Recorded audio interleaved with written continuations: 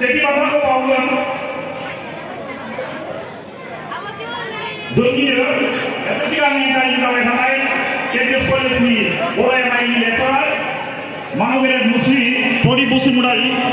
आरो बे बान्थाखौ मोननो हादों थरायना प्रनिता ब्रह्म गामि सा तुलाबारि बिथाङा थाबैनो फैनानै फैबाय गोबारै आखाइ हमना हो रायजो राजाफोरा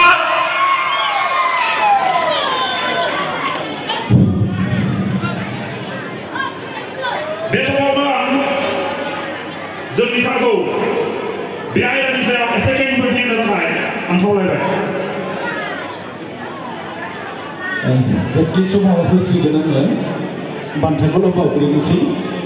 ना एसे जोबथि समाव एसे गुसुङै बिबुंथि लाखिसिगोन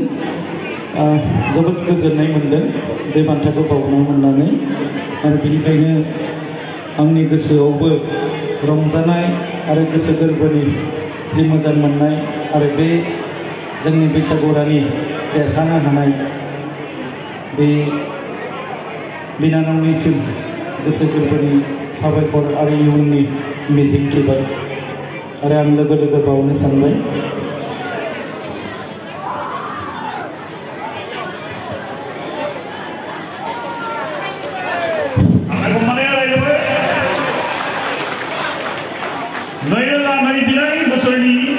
बैसागो रानी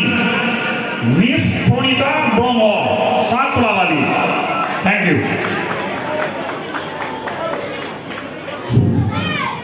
अब्ला बेखौ आफादगिरिनि आखाइनिफ्रायनो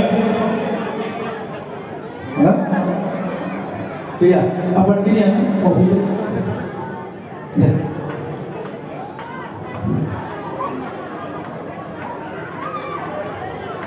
रानार्स आप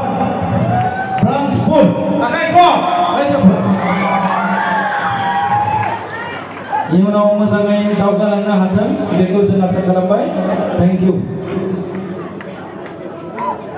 very thanks आंनि मुङा थरायना प्रमिला ब्रह्म आं सा तुलाबारिनि आरो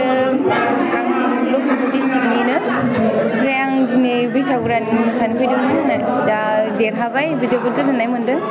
आरो नैरोजा नैजिनै मायथाइनि बैसागुरानि मोसानायखौ नोङो सेथि बान्था आवग्रिना लानो हादों नोंनि गोसोआ माबायदि मोनदों जोबोद गोजोननाय मोनदों आरो जों मोसाफेरनाय नङामोन जेनेबा देग्लाय फार्स्ट मोसानाय माने सेकेन्ड मोसानाय आरो बेयाव आं सेथि बान्थाखौ मोनदों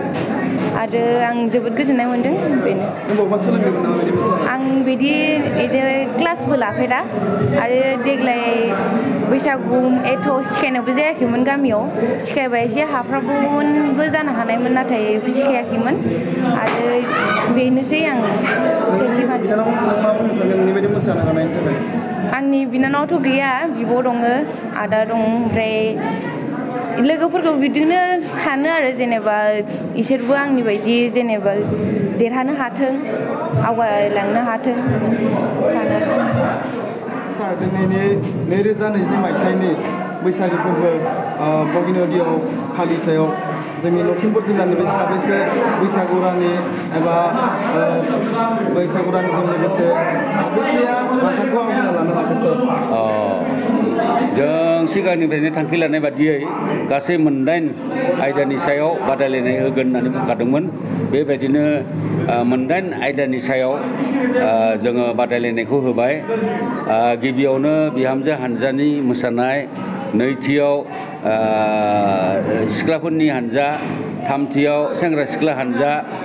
बेनिफ्राय ब्रैथियाव बैसागु मेथाइ खननाय बेनिफ्राय बाथियाव जावजा मोसानाय दथियाव बैसागो रानी स्निथियाव बैसागो खुंग्रि थामथियाव बिहामजो रानी गासै बान्थाया मोन 21 मोनथाम बान्था नाथाय खुंग्रि रानी आरो बिहामजो रानीयाव मोननै होनाय जादों आरो ओमफ्राय एसे सिगांनो आं फोसावखादों खालमासियाव जोङो नाजागोन मोनथाम बान्था होनो थाखाय बैसागु खुंग्रि बैसागु रानी बिहामजो रानीनि थाखाय जोङो गुबुन बोसोरनिफ्राय देग्लाय बांसिन गोसोखौ दुंलोब मोनदों साबसिन मोनदों आरो इयुनाव बेनिख्रुइ आरो साबसिन जागोन होननानै आं मिजिंथिदों जोङो साबायखर मोनदों बेनि थाखाय मोनसे जारिमिन सुजुनो थाखाय जाबादि खुगा लाइसि मान्दार बिबार दिहुनबाय गिबि खेबनि थाखाय आं सिमेन्ट सापरियाव एसे गाजा गोमजा जादों गासै बेसे जाखो मोन 23थि बिथांमोना खुंबाय नाथाय दासिमबो बिथांमोना बिजाब दिहुननो हायाखै आं मिनेश्वर बसुमतारीनाव सोंदों बेनिफ्राय लोगोआव फैफानायफोरनिफ्राय सोंदों जे दासिमबो बिथांमोनहा गांसे जारिमिन दोननो थाखाय लाइसि दिहुननो हायाखै आरो जों बेनि थाखाय गोग्गानो हायो गिबि खेबनि थाखाय दिहुनदों बे मोनसे जारिमिन जानानै थाबाय आरो इयुनाव खालमासि जोङो एसे गेदेर भलिउमनि खुगा लाइसिखौ सुजुगोन मोनसे दुखुनां बाथ्राया बेनो खम समनि गेजेराव जोङो सेबखांनो हायैनि थाखायनो लिरबिदांखौ मोनदोंब्लाबो रायथाइ सल'बाथा सल'मा एबा सावरायथाइखौ होनो हायाखिसै आरो खन्थाइ दोंबाल' होनो हादों बेनिफ्राय माखासे रेकर्डखौ होनो हादों सुजुगिरिनि फंनैसो मासिगिरिनि फंनैसो बेनिफ्राय माखासे रेकर्ड बेनिफ्राय मोनाबिलियाव जाबायदि हारिमु बिलिफां जायो बोसोरफ्रोमबो जोङो 2012 मायथाइनिफ्रायनो जोङो देंखोगिरिखौ लेंहरदों आरो बिथांमोनखौ मोनबायबो थादों आरो नाथाय मोनसे दुखुनां बाथ्राया बेनो कभिड प्रट'कलनि थाखाय 2020 मायथाइ आरो 21 मायथाइयाव खुंनो हायाखिसै आरो थेवबो जोङो फिरफिला बिर होनानै हाबाफारिखौ फोजोबदों होननायलाय सरकाराबो होनबाय बे खमैनो 10थिसिम बैसागु फोरबोखौ खुंनो हायोबा रां होगोन होननानै बे हिसाबै जोङो सरकारनिफ्राय मोनाब्लाबो MLA fund DC fund MP fund minister फान्डनिफ्राय एसे मोनगोन होननानै खोनादों आरोखि ओंखायनो जोङो देग्लाय गेजेराव बोसोरनै खुंनो हायाखैबाबो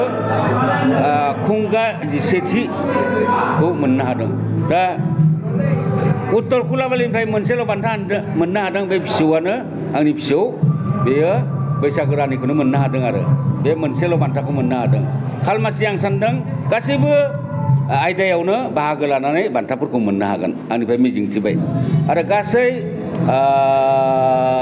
मोन 21 गामियानो 10 गामिया बेहाय हेफाजाब होदोंमोन नाथाय